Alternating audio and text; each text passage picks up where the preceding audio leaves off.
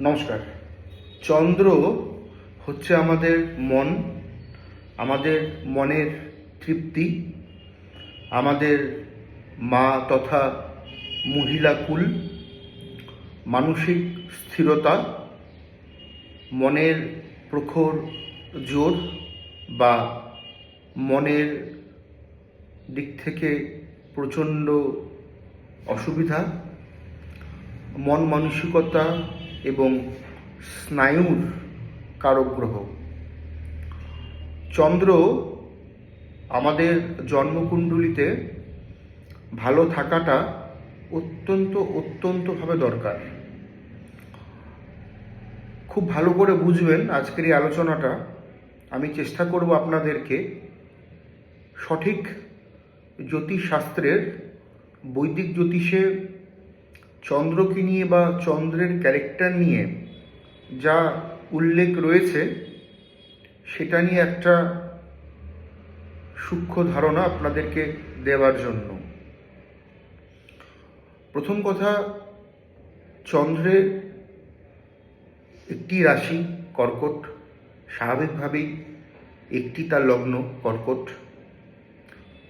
3টে নক্ষত্র চন্দ্রের, রোহিণী, হস্তা এবং শ্রবণা। প্রত্যেকটা নক্ষত্রেরই 4টে করে চরণ থাকে।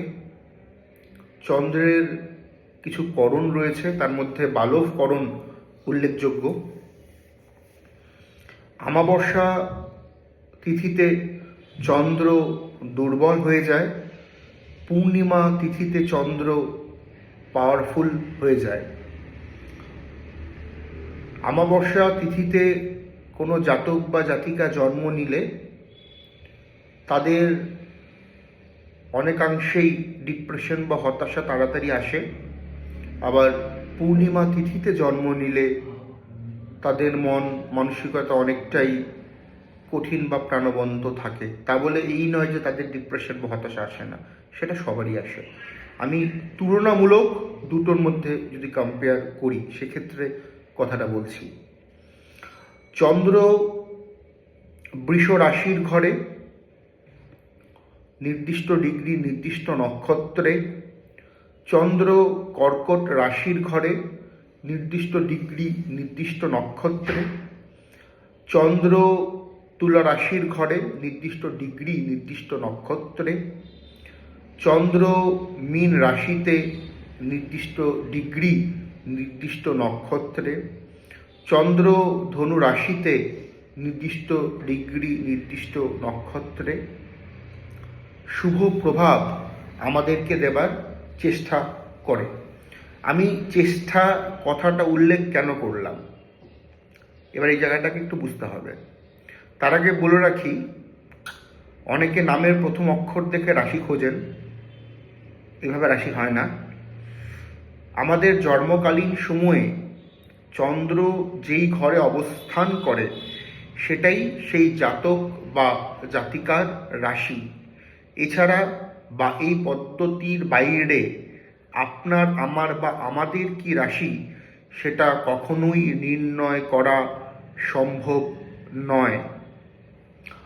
তো এই ঘরগুলোতে চন্দ্র শুভ প্রভাব দেওয়ার চেষ্টা করে, যেটা আমি বললাম। চেষ্টা কেন করে সেটা বলছি। ধরুন আপনার চন্দ্র বসে আছে তুলা রাশির ঘরে, ভালো নক্ষত্রে, ভালো ডিগ্রিতে। এই ভালোটা কত সেটা আমি এখান থেকে আলোচনা করব না। এই ভালোটার মধ্যে যদি শনির দৃষ্টি থাকে বা রাহুর দৃষ্টি থাকে বা নেগেটিভ রবি বা মঙ্গলের দৃষ্টি থাকে, তাহলে সেই ভালোটা আর অতটা ভালো হচ্ছে না বা হবে না। সেখানে ডিপ্রেশনটা অনেক বেশি কাজ করবে। ক্লিয়ার? যদি দৃষ্টি পড়ে যায়, যেরকম ধরুন কারো তুলা রাশি, তার মানে চন্দ্র বসে আছে তুলা রাশিতে, শনি বসে আছে কারো ধরুন মেষ রাশিতে। এবার শনি যেখানে বসে সেখান থেকে 3, 7 এবং 10 নাম্বার ঘরে দৃষ্টি দেয়। এবার মেষের শনি সপ্তম দৃষ্টি, মানে 7 নম্বর দৃষ্টি দিল কোথায়? তুলাতে, চন্দ্রকে। তার মানে সেখানে চন্দ্র কি পুরো বলবত্তা পেল না। এবং নবাংশ চার্টেও দেখে নিতে হবে চন্দ্র কি কোন অবস্থানে রয়েছে, কোন ভাবে রয়েছে। দেখুন, আপনি চন্দ্র সব থেকে ফাস্ট মুভিং প্ল্যানেট, 2.5 দিন করে সে এক একটা ঘরে থাকে, সে অত্যন্ত চঞ্চল, তাই না?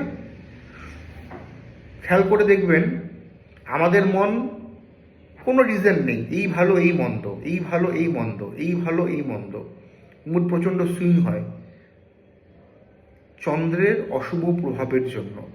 আপনি ডিটারমাইন্ড আছেন, কেউ কিছু একটা বললো, আপনার মাইন্ড খারাপ হয়ে গেল, আপনি আপনার লক্ষ্য থেকে সরে গেলেন। কেন হচ্ছে? চন্দ্রের জন্য। আপনি পৃথিবীতে যেই কাজই করুন না কেন, আপনি যেই কাজ করুন হোয়াট এভার, যদি আপনার চন্দ্র ঠিক না থাকে, মানে আপনার মন যদি ঠিক না থাকে, আপনার মানসিকতা ঠিক থাকবে? থাকবে না। আপনার যে লক্ষ্য ঠিক থাকবে না। আপনি যাচ্ছেন মুম্বাইতে, কেউ একজন বলল মুম্বাইতে গেলে আপনি ব্যাঙ্গালোরে যাও, আপনি চলে গেলেন ব্যাঙ্গালোরে। তার মানে কি? আপনার চন্দ্র চঞ্চল, আপনার চন্দ্র অস্থির। যাদের চন্দ্র পীড়িত থাকে রাহুর সাথে, নাক্ষত্রিক দিক থেকে হতে পারে, সেটা দৃষ্টি বিনিময়ের জন্য হতে পারে, সেটা জ্যোতির জন্য হতে পারে। তাহলে আপনি বুঝে নেবেন সেই চন্দ্র কখনোই আপনাকে শুভ প্রভাব দিতে পারবে না। আপনারা যদি খেয়াল করে দেখেন, অনেক ছোট ছোট বাচ্চারা যারা ছোটবেলা থেকেই মা বাবারা তাদের হাতে মোবাইল ধরিয়ে দেয় বা ইলেকট্রনিক্স গ্যাজেট ধরিয়ে দিচ্ছে, এগুলো ভুল। অল্প বয়সে এদের চোখে চশমা লেগে যাচ্ছে। এবং খেয়াল রাখবেন একটা জিনিস, আপনি আপনার সন্তানকে ওই খেতে বসে যে মোবাইলটা দিচ্ছেন, এটা করতে যে মোবাইলটা দিচ্ছেন, এগুলো তো এক প্রকারের অ্যাডিকশন। এবং অনেক বড়রাও দেখি রাত্রি 2-3টে অবধি ফোন ঘাটে। আমার এটা ব্যক্তিগত ধারণা, মোবাইলের যতটুকু দরকার অতটুকুই আমার মনে হয় সীমাবদ্ধ করা ভালো। এই মোবাইল বা চন্দ্রের অশুভ প্রভাব থাকলে তো তারা মোবাইল ল্যাপটপের প্রতি প্রচণ্ড তাদের আসক্তি জমে যায়, এবং সেখান থেকে কিন্তু স্নায়ুজনিত দুর্বলতা, নার্ভের সমস্যা তৈরি হয়। আজ থেকে 5-7-10 বছর আগে বা আমাদের ছোটোবেলায় আমরা কখনো ডিপ্রেশন, মুড সুইং, মন ভালো লাগছে না, এগুলো আমরা কিন্তু শুনিনি সে অর্থে। আই থিঙ্ক আপনারা অ্যাগ্রি করবেন। তো এখন এগুলো প্রায়ই শোনা যায়, মন ভালো না, প্রচণ্ড মুড সুইং হচ্ছে, ডিপ্রেশনে আছি। লাইফে ডিপ্রেশন, হতাশা থাকবেই। আপনার উচিত আপনার চন্দ্রকে পাওয়ারফুল করা। চন্দ্র কি করে পাওয়ারফুল হবে? মুক্তা পড়ে পাওয়ারফুল হবে? না, হবে না, হবে না। আপনার পুরো জন্মকুণ্ডলীটা অ্যানালাইসিস করতে হবে।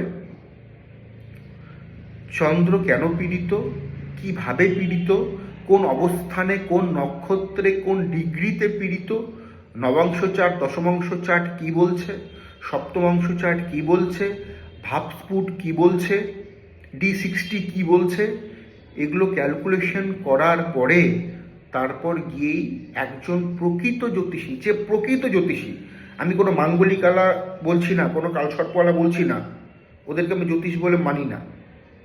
ওরা শুধু মাঙ্গলিক কালসর্প শুনিয়ে ভয় দেখায়। দে আর সেলসম্যান। পাথর, নকল তাবিজ বেচা তাদের উদ্দেশ্য, সামনে ঠাকুরের ছবি রেখে। জ্যোতিষটা তো এইভাবেই তো খারাপ হয়েছে, খারাপ হচ্ছে। নকল পাথর, নকল কবচ, শরীরের মধ্যে 100টা রুদ্রাক্ষের মালা, এদিকে তার মধ্যে শুধু পয়সা আর পয়সা। তাই সাধক কী করে হলো? বুঝবেন পয়েন্টগুলো, আমার বোঝার চেষ্টা করবেন। তো ওইভাবে হবে না। এই সমস্ত ক্যালকুলেশন করার পরে দেখে নিতে হবে যে চন্দ্রের কি অবস্থান রয়েছে। শুভ চন্দ্র, একজন জাতক বা জাতিকা যতই দরিদ্র পরিবারে জন্ম নিক না কেন, শুভ চন্দ্র তাকে চরমতর জায়গাতে নিয়ে যেতে পারে। কেন নিয়ে যেতে পারে জানেন? শুভ চন্দ্র মানে মনের জোর প্রখর। আপনি কোনো অবস্থাতেই তার মনের জোরকে ভাঙতে পারবেন না, কোনো অবস্থাতেই না। সে 1000 বার পড়বে কিন্তু সে 1000 বারই উঠে দাঁড়াবে। এটা হচ্ছে শুভ চন্দ্র। নেগেটিভ চন্দ্র একবার চেষ্টা করলো, বাড়ির লোকের প্রেশারে বা কারো প্রেশারে 2বার করলো, 3বারের বার আমার দ্বারা হবে না, নমস্কার। এটা হচ্ছে অশুভ চন্দ্র। মুড সুইং হচ্ছে, সকালে এই সিদ্ধান্ত নিল, বিকেলে এসে আমি করবো না, আজকে কালকে করব, কালকে না পরশু করব, 2 দিন পর করব। আপনি সময় নষ্ট করছেন। এবং এই সময় কেন নষ্ট হচ্ছে জানেন? আপনার মনের উপরে কন্ট্রোল নেই। কেন নেই? চন্দ্রের জন্য। মাথা রাখবেন, চন্দ্রের প্রভাবে জোয়ার ভাটা হচ্ছে, যাদের বাতের ব্যথা, আমাবস্যা পূর্ণিমাতে তাদের শরীরে জলের উপস্থিতি বৃদ্ধি হয়, বাতের ব্যথা, পায়ে ব্যথা এগুলো বৃদ্ধি হয়, সেই চন্দ্র তাহলে আমাদের নেগেটিভ থাকলে আমাদের জীবনকে নেগেটিভ দিকে প্রভাবিত করে, পজিটিভ থাকলে পজিটিভ দিকে প্রভাবিত করে। অশুভ চন্দ্র থাকলে ছেলে মেয়েরা অল্প বয়সে বাজে নেশাতে জড়িয়ে পড়ে, বাজে সঙ্গতে জড়িয়ে পড়ে, একাধিক অবৈধ সঙ্গ সম্পর্কতে জড়িয়ে পড়ে অশুভ চন্দ্রে। আর শুভ চন্দ্র থাকলে আপনি ওদেরকে টলাতে পারবেন না ওদের লক্ষ্য থেকে। চন্দ্রকে শুভ করুন, জল নষ্ট করবেন না, মহিলাদেরকে সম্মান দেবেন, সেই মহিলা যেমনই হোক না কেন, মাকে প্রণাম করে দিন শুরু করবেন, বিভিন্ন দেবদেবীর আরাধনা করবেন, বিশেষ করে দেবীর, আপনার মা কালী, মা তারা, মা দুর্গা, যাকে আপনার পছন্দ, যে রূপকে আপনার পছন্দ মায়ের, রেসপেক্ট করবেন গুরুজনদেরকে, সাদা ড্রেস পোশাক বেশি পরবেন, অপরিষ্কার ড্রেস পোশাক পরবেন না, মহিলাদেরকে তাচ্ছিল্য বা বাজে গালিগলজ, মুখের ভাষা খারাপ মহিলাদের প্রতি করবেন না। এতে চন্দ্র আপনার অনেকটা ভালো হবে। রাতে শোয়ার আগে স্নান টান করে বা হাত পা ধুয়ে ধোয়া কাপড় পরে চন্দ্রের দিকে তাকিয়ে আকাশে প্রণাম করবেন। আর রেমিডিয়াল মেজারমেন্টের জন্য, রেমিডিয়াল সাপোর্টের জন্য, চন্দ্রকে ইনহ্যান্স করার জন্য শিক্ষিত জ্যোতিষীর পরামর্শ গ্রহণ করবেন।